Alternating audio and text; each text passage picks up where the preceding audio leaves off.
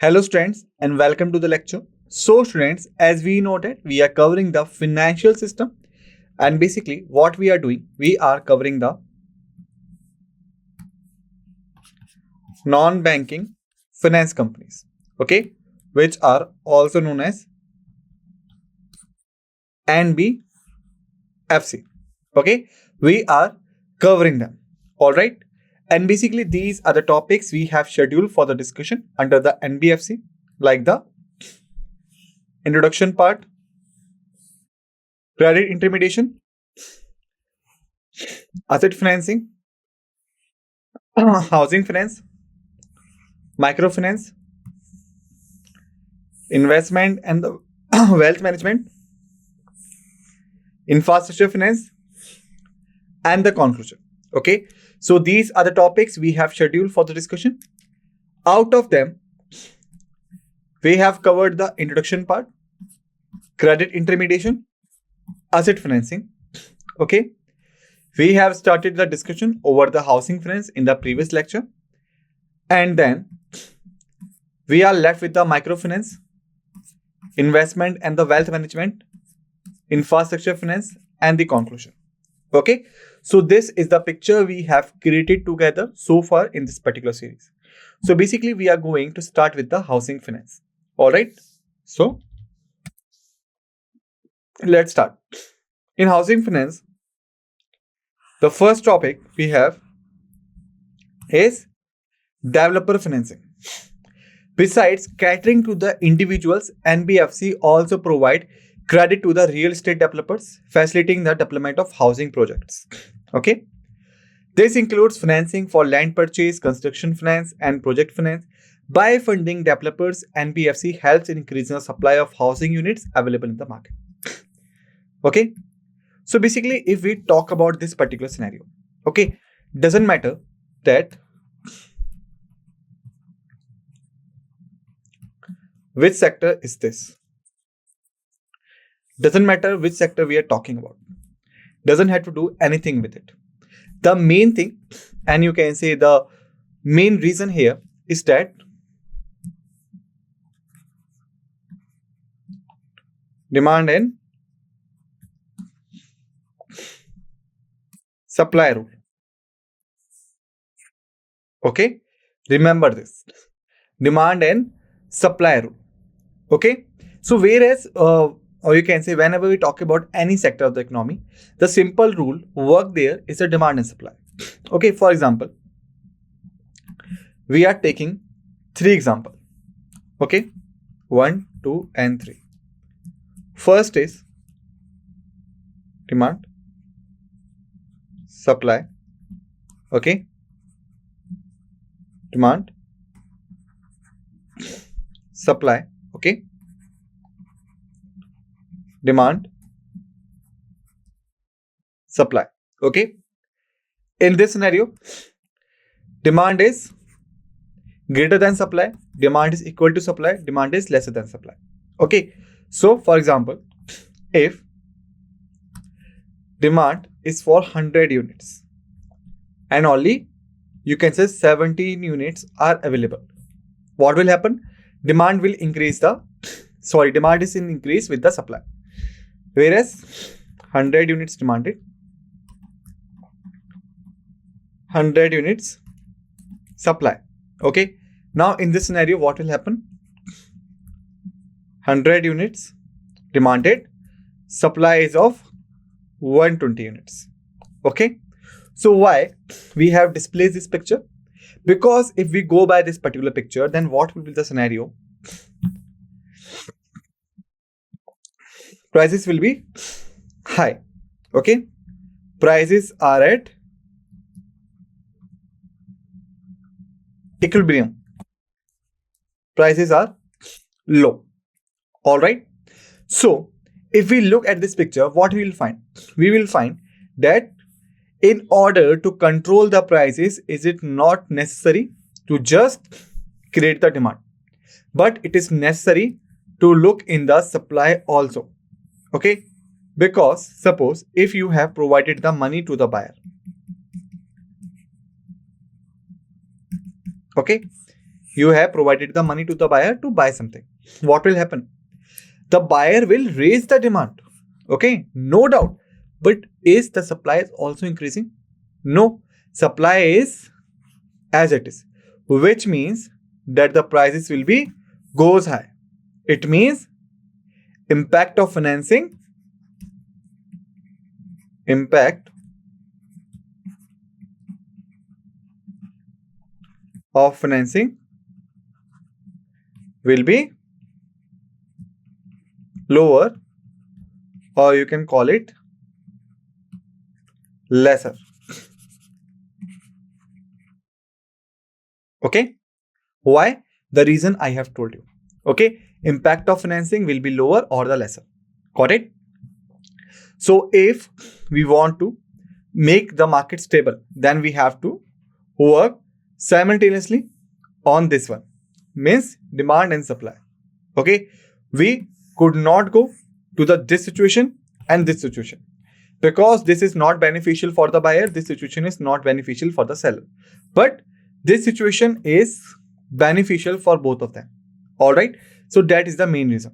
Like, the NBFCs are just not only focusing on financing the customers or the buyers so that they could raise the demand, but they are also focusing on the seller's part, like they are providing them the credit facilities to buy the land, to construct the building and all the things. Okay, so that's why the supply could also be balanced in accordance with the demand which had been created by the buyer. Okay, so that's how the system works. Got it? Affordable housing. Many governments has focusing on housing for all initiatives aimed at providing affordable housing to the lower income segments of society.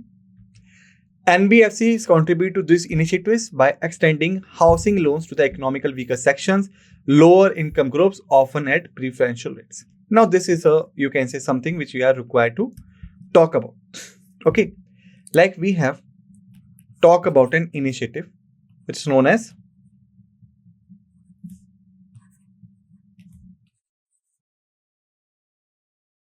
Housing for All initiative, right? So what do you mean by this initiative? Like, what is the meaning of this? Why we are talking about this initiative? What is the role of the NBFC and why does it matter? That's the main thing. So first of all, please note that Housing for All is also known as Pradhan Mantri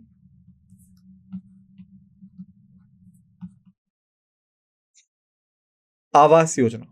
All right, Pradhan Mantri Awas Yojana. It is also known that. Okay, and basically, if we talk about the main aim,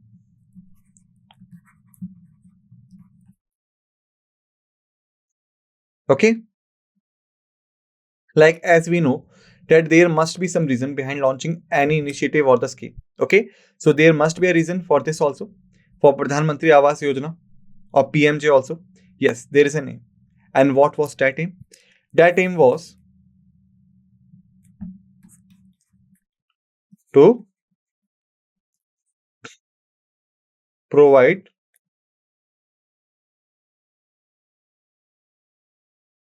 affordable housing for all the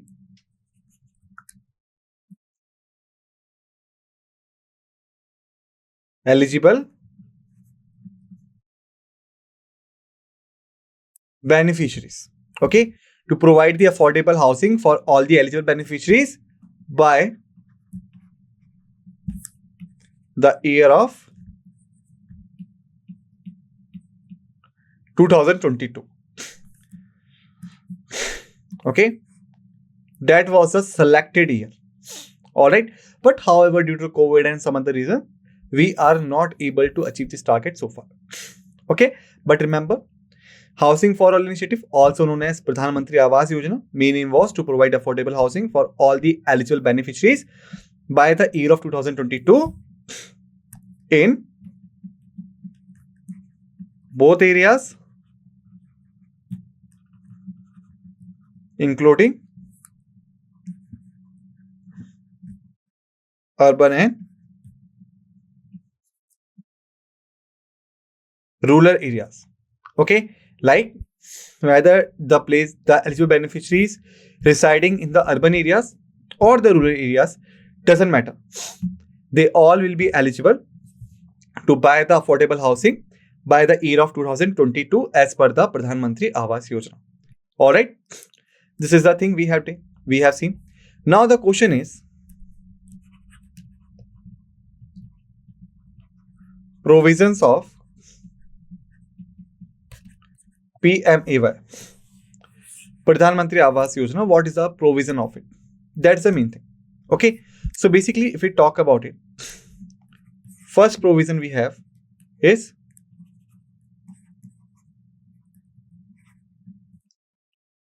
subsidize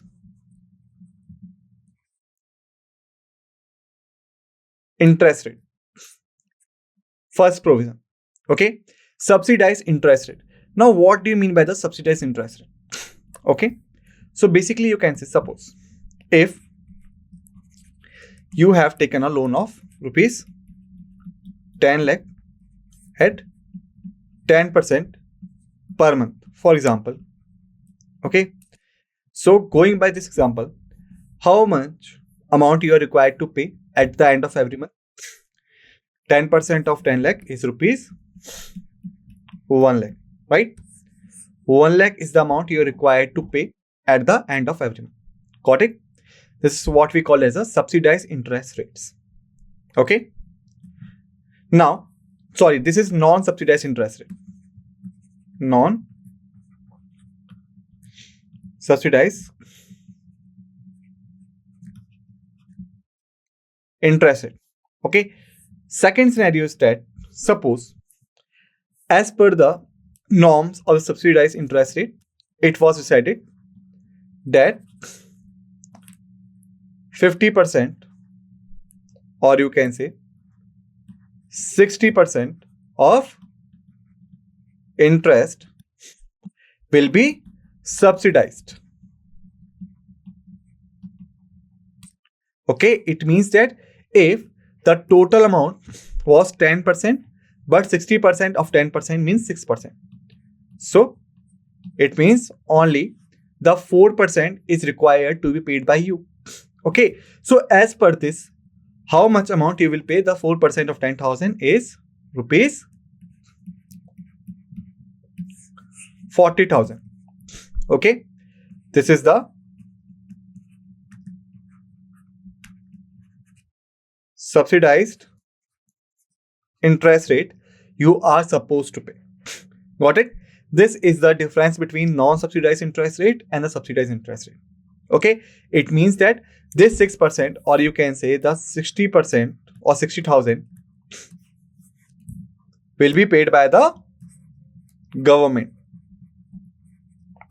or authorized organization.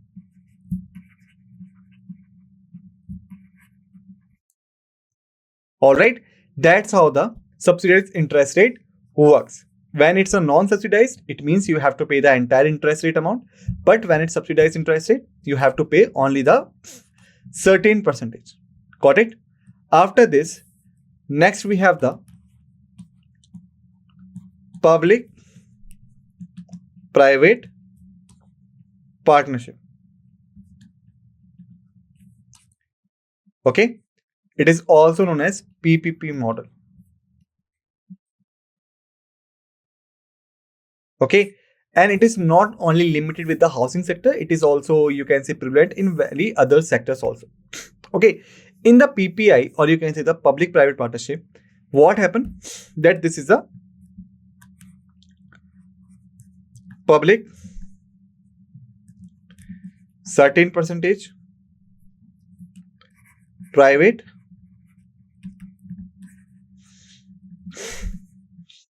certain percentage. Okay, for example, you can say, suppose if the project's total cost is rupees 10,000 crores. Okay, this is the total cost. All right, so what happened? The government said that 65% they will invest and the rest 35% will be invested by the private players. Okay, so going by this, what will happen? The government is required to pay rupees 6,500 crores. Okay, whereas the private ones are required to pay rupees 3,500 crores.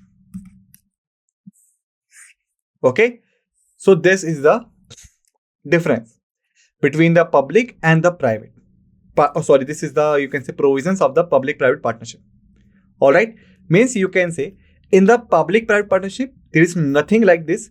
Only the public committees will do work, only the private players will do work, but they all will do the work together, but up to the certain percentage. All right, and this is basically done to two main aims. First is reduce burden on public. Second is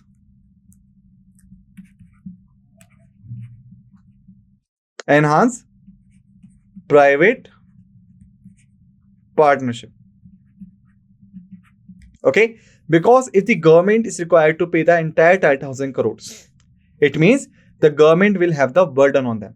All right, but here government is only paying 66,500 crores and rest 3,500 crores will be paid by the private.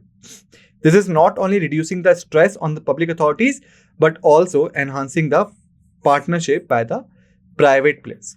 Okay, so this is what we call as a public-private partnership. Okay. All right. There is some provisions also. Third one is beneficiaries-led construction.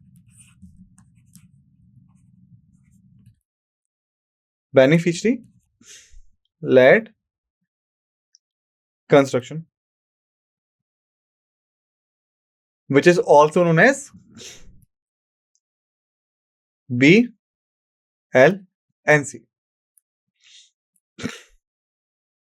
BLC.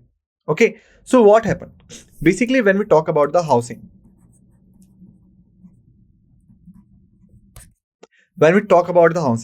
then housing includes three factors. What are these three factors? A, B, and C.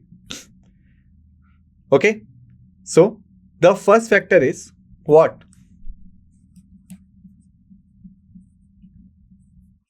Construction of new house, first factor. Second factor is what? Buying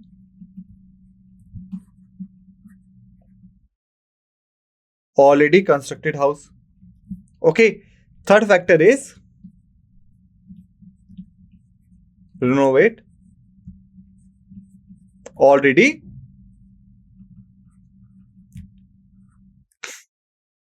existed house.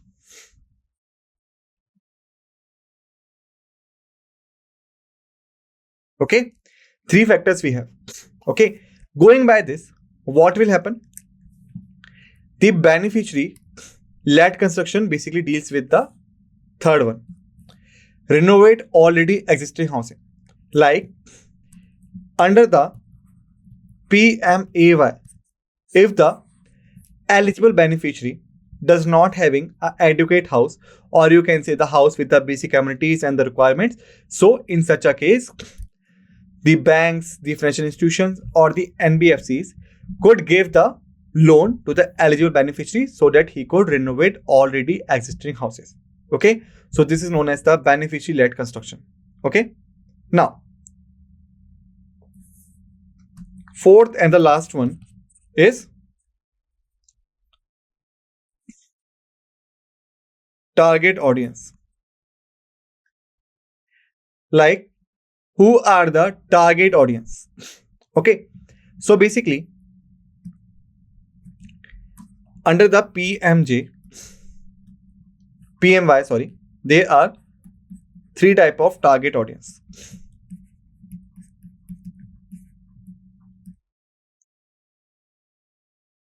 EWS, LIG, MIG. Okay, so what is the full form of this? EWS stands for the economical weaker section. Okay. LIG stands for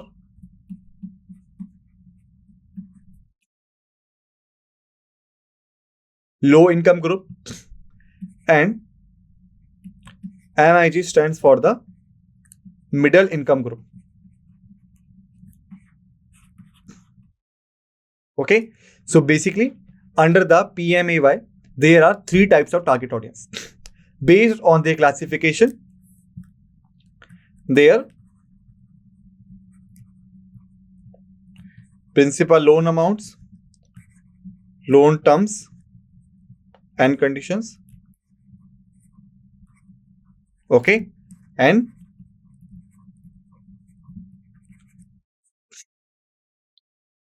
subsidized interest rate differs. 1, 2, and 3. Okay. So based on this classification, these 3 points also differs from person to person, whether the person is from EWS, LIG or the MIG. Based on this, their principal loan amount, their loan terms and conditions will be changed, and their subsidized interest rate will be changed. Okay. So remember that these are the provisions of the PMJ. First is the subsidized interest rate. Second is the public-private partnership, PPP model. Third is beneficiary-led construction, BLC. And the fourth is target audience. All right. Housing for All initiative, also known as Pradhan Mantri Awas Yojana.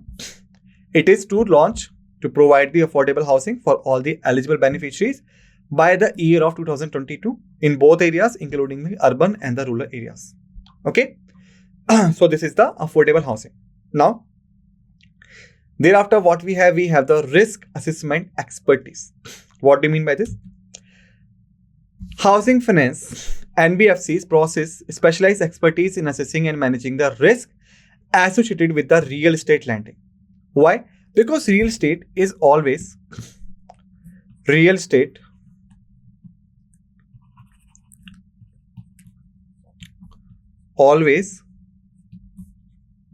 based on speculation rather than fixed estimation. Okay. So please keep this thing in your mind. Like, real estate always based on the speculated reasons rather than fixed estimation. Okay. For example, suppose if this is a company XYZ, okay, they had purchased the land, all right, which is worth rupees 2 crores. For example, they had purchased the land of rupees 2 crores. Okay. Now, they had estimated that they had bought the land in 2001. Okay. And till 2005, this land will have a pricing of rupees 5 crores. It means that how much they will earn?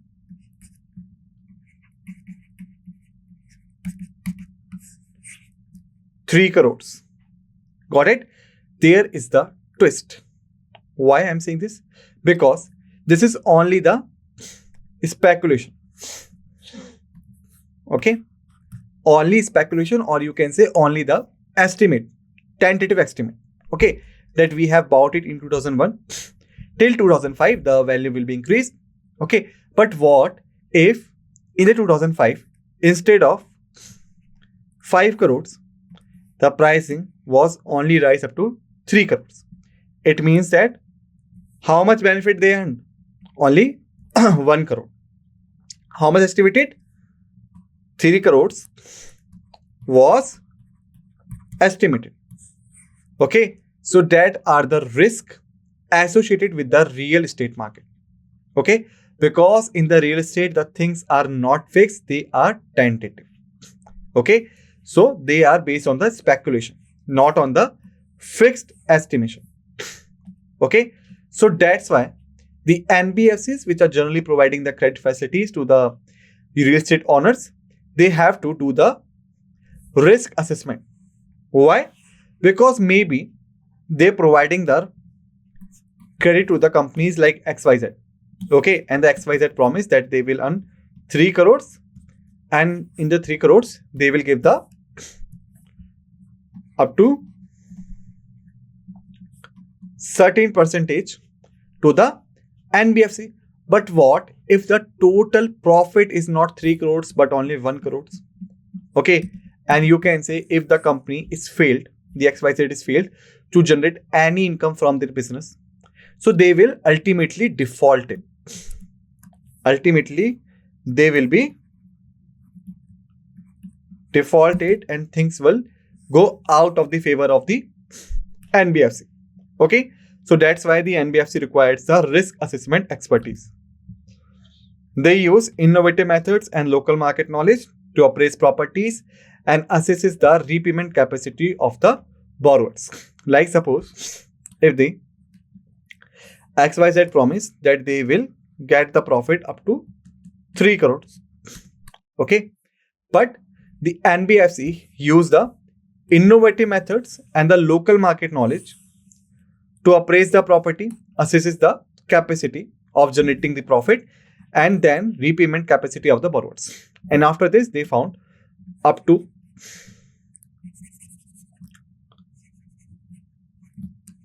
only 1 crores, the prices could be raised. Okay, that comes after the research of the NBFC. So what do you think? Will they grant rupees 3 crores to the XYZ? No, because now they know the property on which the XYZ is betting upon is not a good and a healthy property to rely on. All right, so that's how the risk assessment expertise works. Diverse funding sources. NBFCs often have a diverse range of funding sources, including bank loans, debentures, commercial papers, and external commercial borrowings, allowing them to offer competitive lending rates. Okay, so students, basically here we have seen some words like the bank loans, debentures, commercial papers, external commercial borrowings, and all. Okay, these are the terms which we require to understand by the discussion. I'm not going to tell you right now. Okay, we will discuss them in the next lecture with the proper form. Till then, what we will do, we will just revise all the facts and figures we have covered in this lecture, and we will keep ourselves ready for the next lecture. With this note, let's end this lecture, and what we say thank you.